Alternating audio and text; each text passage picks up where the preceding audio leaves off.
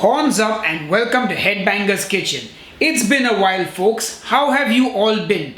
Did you miss me? Well, I'm back and today I've got a great recipe for you. We're going to be making one of India's most popular dishes, the tandoori chicken. Now, I've done tandoori chicken on this channel before, but I've done a low-fat tandoori chicken and I've done a roast tandoori chicken. You can click here on the I button and watch those videos. But today I'm going to be doing a slightly more authentic recipe. Now, normally tandoori chicken is cooked in a tandoor on coals, but I'm going to show you how to do it today in your house in the oven, and this is going to be a special 48-hour version.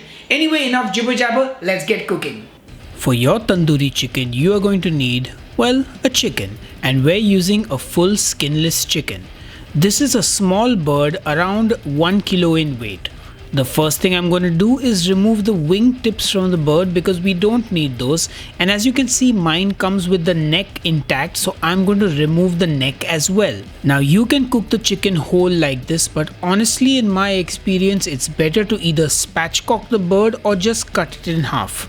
Since this is a small bird, I will do just that. First I just cut through the backbone of the bird and split it in two, and then I cut right down the breastbone. If you have a pair of poultry shears, use those, it's probably a better idea. Anyway, now our chicken is prepped and ready. It's time to marinate it. Tandoori chicken is a twice marinated chicken. So for our first marinade, I start with the juice of half a lime, some ginger garlic paste, some Kashmiri red chili powder, and some salt. Then I give everything a good mix and our first marination is ready. Now I add that chicken into the marinade, and now you have to just get in there with your hands and give everything a good mix. You want to literally massage that chicken in the marinade. You want to make sure you've covered all the flesh of the chicken with that marinade. Now normally for tandoori chicken, the first marinade is only for about 30 minutes, but since this is a special chicken, we are going to marinate this for an entire day. Anyway, once you've given it a good mix, cover it with some plastic wrap or a lid and then just pop it in the fridge for 24 hours. Meanwhile, I will just boil the chicken neck and the wings in salt water to make a chicken stock for my everyday cooking. It's day 2 and it's time for the second marination, and I start with a tablespoon of mustard oil, to which I add some Kashmiri red chili powder and give it a good mix. The idea is to help bring out that red color, since tandoori chicken is normally quite red because they use food coloring in it as well. Anyway, we'll manage without the food coloring. Now to that I'm going to add some tandoori masala. Now I'm just using store-bought tandoori masala because it's really just easier than sitting and making your own.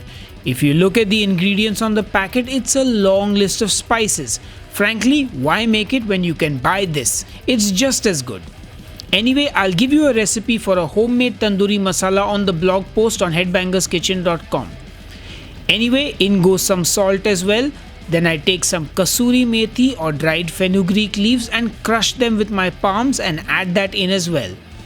I also add the juice of half a lime, and now I add in some nice thick yogurt. Ideally, you want to use hung curd, which is yogurt that has just been strained through a cheesecloth to make it thicker, and you've removed some of the water, but you can also use regular thick yogurt, no problem. Anyway, after a good mix, our marinade is ready. Now it's time to marinate the chicken again, but before I do that, I need to cut some gashes in the chicken. This is something I forgot to do earlier, so just use your knife and cut some gashes in the flesh of the chicken. On the breast, you want to make sure you don't cut too deep, but the idea is that the marinade goes deep into the flesh of the chicken and you get like a seasoned bite of chicken with every bite, you know. Otherwise, so many times you get chicken where the outside is lovely and flavored, but the inside is just like unseasoned. Now on the leg and thigh, you can cut right down to the bone. This also helps the chicken cook quicker, so you can see me doing it now to both pieces, not very deep on the breast and right till the bone on the leg and thigh. Now that we've treated our chicken like the victim of a serial killer, it's time to add the marinade. And once again, you gotta get in with your hands and get down and dirty. Make sure you rub that marinade all over the chicken. Also rub it into the flesh in those gashes that you have made. You want the marinade to penetrate that chicken flesh like Vecna penetrated the minds of his victims. You better go deep and don't be running up that hill with your problems, okay? Anyway, once that's done, cover it up again and pop it in the fridge for 24 hours. Now we are going to make a nice green chutney to go along with our tandoori chicken. Start with a handful of coriander, a handful of mint leaves, a green chili that has been de-seeded and the membrane has been removed because I am a spice wuss, but you can leave yours whole if you like spice. A piece of ginger, 2 cloves of garlic, a good amount of salt, some cumin powder, my secret ingredient which is chaat masala, the juice of half a lime, and about 2 tablespoons of water to blend. Now blend that bad boy and our chutney is almost ready. Now you can actually eat this chutney like this. It's super flavorful, great in sandwiches, great to dip your samosa in. But for tandoori chicken and for kebabs in general, we have one more ingredient to add. So take your chutney and then we're going to add in some yogurt and give it all a good mix. And now your chutney for tandoori chicken is ready. In fact, you can use this chutney for any kebabs at all. I've got recipes for chicken tikka, reshmi kebab, malai kebab, etc. And this chutney goes great with all of them. Now that our chicken has been marinated for 48 hours, it's time to cook it. Remove it from the fridge and we are going to let it come to room temperature, but we're also going to smoke it for some extra flavor. But first we want to preheat our oven for at least 30 minutes at the highest temperature possible. In my case, that's 230 degrees Celsius. Now to smoke the chicken, you want to get a steel bowl or an oven-proof ramekin like mine and place it in the bowl with the chicken. Then heat up a coal on your stove. Once it's nice and red hot, put it in the bowl with your chicken, put a little bit of oil or ghee on top of the coal and it should start smoking. Then just cover it with a lid and let it sit for about 20 to 30 minutes like this. This allows the chicken to get a nice smoky flavor. Time to cook our tandoori chicken and I get mine on a baking tray. You can use a wire rack if you like, but I don't think I will need it.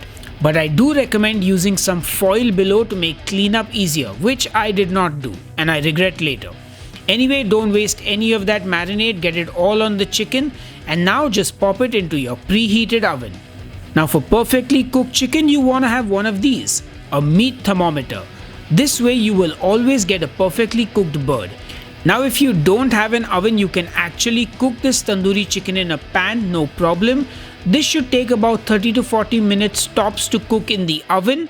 So just let that bird cook and once it's reached the correct internal temperature, which is normally about 73 Celsius or 165 Fahrenheit in the thickest part of the breast, you can remove it. And as you can see, our tandoori chicken is cooked and ready. You do want to let it rest for about 5 to 10 minutes before eating. Also, I really should have put that foil underneath the chicken. Anyway, I'm just going to finish the chicken by brushing some ghee or butter on the bird to give it a lovely taste and flavor. Just baste it with a basting brush. And don't forget to do it on both pieces, of course. And just look at that glistening and gorgeous bird. I'm salivating already and I hope you are too. Now it's just time to serve myself that tandoori chicken on a plate. And of course, don't forget that delicious chutney we made as well. Ooh yeah! Make sure you store the chutney in the fridge, okay? And there you have it. Our 48-hour tandoori chicken that's keto and low carb friendly is ready. And I feel like that's a work of art, my friends. It looks so good. I have to say I'm quite proud of my efforts. That's one good looking bird. Now there's nothing left to do but to dip that tandoori chicken into that chutney and enjoy. I mean, look at that leg. Hot damn! But of course, I can't let you go without tearing into the bird flesh and showing you how perfectly cooked it is. I mean, look at it, it's glistening. Oh man, how gorgeous does that meat look?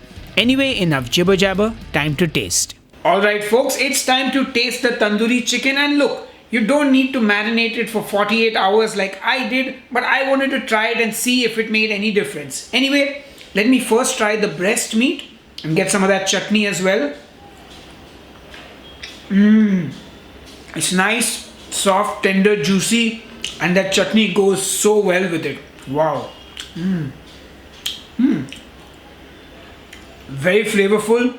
I'm getting that smokiness from the coal. Yum.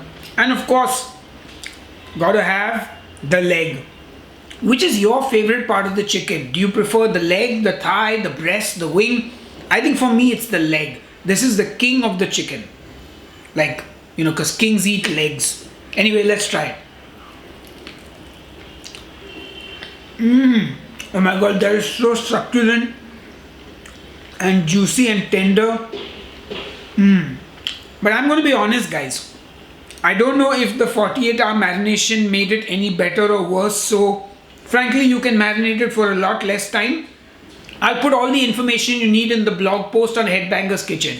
Anyway, I'm going to get back to eating and I will see you on the next episode of Headbangers Kitchen. Until then, cheers and keep cooking. Hey folks, if you enjoyed this recipe, do smash that like button and subscribe to the channel for more awesome recipes. I've also put out 2 keto recipe ebooks. If you want to purchase them, the link is in the video description box just below this video, and click here or here and watch another video.